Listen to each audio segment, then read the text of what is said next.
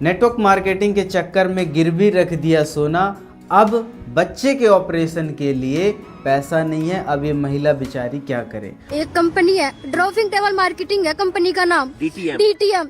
ये इनमें ना मेरे को लालच दिया गया कि आपका घर बन जाएगा, मकान बन जाएगा, बच्चे का भविष्य बन जाएगा, मगर ऐसा कुछ नहीं हुआ। ये एक हर्ष है और मनीषा है और रिंकू है एक, इन्होंने हमें प्लान दिया, हमारे घर पे आए, हमें ब्लैकमेल करे और हमें लालच दिए बहुत सारा कि आपका साथ ऐसा होगा वैसा होगा, मगर हमारे साथ कुछ नहीं होगा। और मेरा 2.5-3 लाख का गोल्ड था, इन्होंने 65,000 में इन्होंने गिरवी रखवा दिया। वो सबसे पहले मैं निवेदन करना चाहता हूँ आम ग्राहक से, और सबसे बड़ी बात हमारे लिए एक नेटवर्कर के लिए बहुत शर्मनाक वाली बात है साथियों, क्योंकि ऐसी बातें जब फील्ड में होती हैं तो हमें बहुत शर्म महसूस होता है, और ऐसी ऐसी गलत चीज़ें जब हमारे सामने आती हैं तो बहुत गिल्ट फील होता है उन व्यक्तियों के लिए जो सच्चा काम कर रहे हैं, अच्छा काम कर रहे हैं। लेकिन मैं ग्राहकों से बात करना चाहता हूँ, आपसे गुजारिश करना चाहता हूँ साथियों कि जब भी आप कोई भी संस्था में जाएं, किसी भी कंपनी में जाते हैं,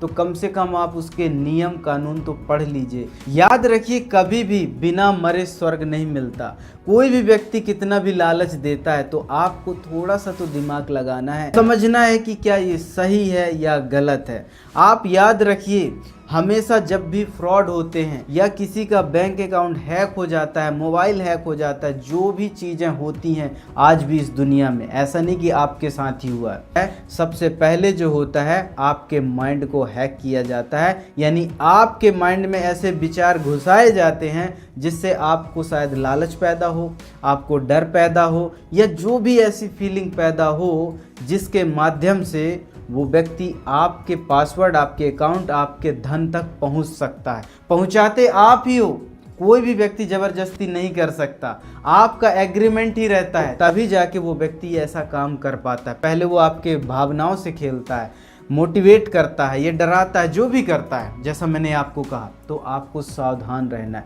देखना है। और दूसरी बात, मैं कंपनी और नेटवर्कर से गुजारिश करना चाहता हूँ, यदि आप इस तरीके की कंपनी में हैं और इस तरीके का काम कर रही हैं तो प्लीज़ आप इस तरीके का काम बंद कर दीजिए।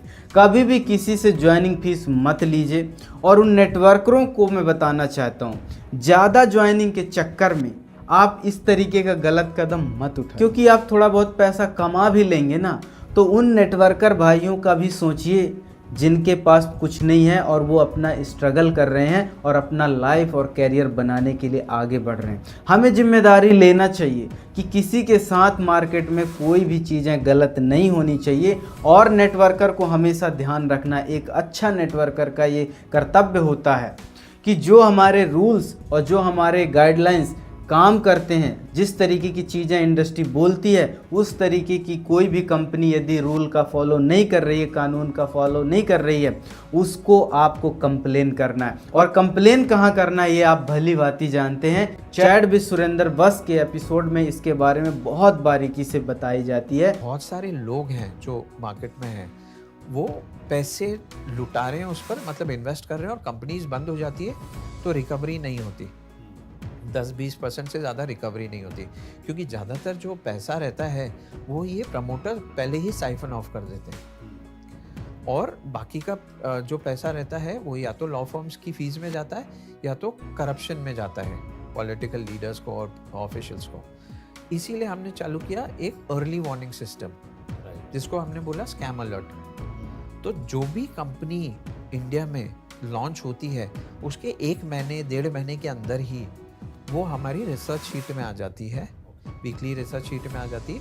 उसके बाद हमारी जो रिसर्च टीम है वो उस पर डेटा जमा करती है, जो भी डेटा, कॉम्पनसेशन प्लान हुआ, प्रोडक्ट्स के बारे में हुआ, प्रोडक्ट की डिटेल्स हुई, पेमेंट मोड्स हुए, जो वेबसाइट पर डेटा डाल रखा है उनने वो जेन्युइन है कि नहीं, और फिर हम फाइनली वो बिजनेस मॉडल को एनालाइज करते हैं। और अगर वो अनसस्टेनेबल रहा या डिसेप्टिव रहा, इंफॉर्मेशन जो गलत है वेबसाइट पर, बोल रहे हैं यूएस की कंपनी पर इंडिया की कंपनी है, इंडिया में रजिस्टर हुआ है, यूएस में नहीं हुई, पे आउट्स दे रहे हैं ज्वाइनिंग्स पर, ज्वाइनिंग चार्ज कर रहे हैं, इन्वेस्टमेंट करवा रहे हैं, तो वो हम स्कैम अलर्ट पर डालते हैं, पूरा एनालिसिस के बाद कंपनी की वेबसाइट पर डाल देते हैं। यस।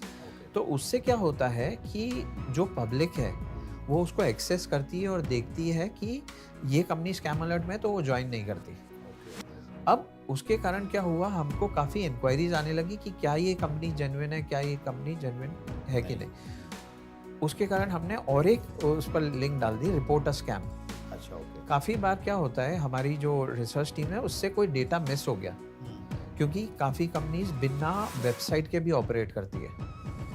तो कुछ अगर उनसे डेटा मिस हो गया तो जो इन्वेस्टर्स हैं या जो पार्टिसिपेंट्स हैं या जिनको ये कंपनीज ने अप्रोच किया है इनडायरेक्टली डायरेक्टली, वो जाके रिपोर्टर स्कैम पर हमको डेटा दे सकते हैं, वो कंपनी के डिटेल्स दे सकते हैं और हम फिर उसको एनालाइज करेंगे, डेटा कलेक्ट करेंगे और अगर स्कैम हुई तो स्कैम अलर्ट पर डाल देंगे। नहीं, अगर कोई स्कैम, एक तो आपने ये काम किया सर, उसको स्कैम अलर्ट में डाल दिया, पब्लिक जाए हाँ आपकी वेबसाइट पे और वो देख ले, लेकिन हाँ। बहुत सारे लोग जाते नहीं होंगे, हाँ। तो उसको आप पुलिस को भी इन्फॉर्म करते हैं कि भाई ये कंपनी है, इसमें कुछ इशू हो सकता है, ये सस्टेनेबल नहीं है मनी सर्कुलेशन। देखिए आरबीआई का एक वेबसाइट है sachet.rbi.org.in। राइट। वो वेबसाइट पर एक फॉर्म है, दो है, कंप्लेन अबाउट अ कंपनी और दूसरा हेल्प द रेगुलेटर। ओके। तो दोनों पर आप क्लिक करके आप वो उस पर डेटा डाल सकते हैं। अच्छा। तो हमारी भी टीम जो है बाद में रिसर्च के बाद एक बार वो स्कैम अलर्ट पर हो जाती है, वो डेटा डाल देते हैं। अच्छा, गवर्नमेंट को इन्फॉर्म कर देते हैं। हाँ, जो स्कैम अलर्ट पर लिस्ट हो गई वो गवर्नमेंट को इन्फॉर्म कर देते हैं। और आपको मैं कहूँगा आप इन वीडियो को ज़रूर देखिए, जिससे आपको ये पता चले। और इस तरीके की बहुत सारी वीडियो आ रही हैं साथियों, तो हमें ये सतर्क रहना एज अ नेटवर्कर। अब आप सोच के देखिए, ये एक वीडियो है, दूसरा वीडियो भी है, तीसरा वीडियो, बहुत सारे वीडियो हैं। तो मैं आपको कहूँगा, लोग तो थोड़ी सी भी चीज़ों को देखकर बहुत बड़ा बना देते हैं और उसको हाईलाइट कर देते हैं एक दूसरे की पदवी को गिराने के लिए। अब इसका मैटर जो भी रहा हो, लेकिन ज़्यादा तो उसी का नुकसान हुआ ना, ज़्यादा तो प्रॉब्लम में वही फंसा ना। लेकिन आपको मैं बता दूं, जो महिला ने एग्रीमेंट किया होगा कि यस, जो मैंने फॉर्म में उन्होंने साइन करा लिया होगा, तो उनका कुछ होने वाला नहीं है। लेकिन नेगेटिविटी तो फैल रही है ना साथियों, तो मैं आप सभी से निवेदन करना चाहता हूँ, ऐसा काम ना करें।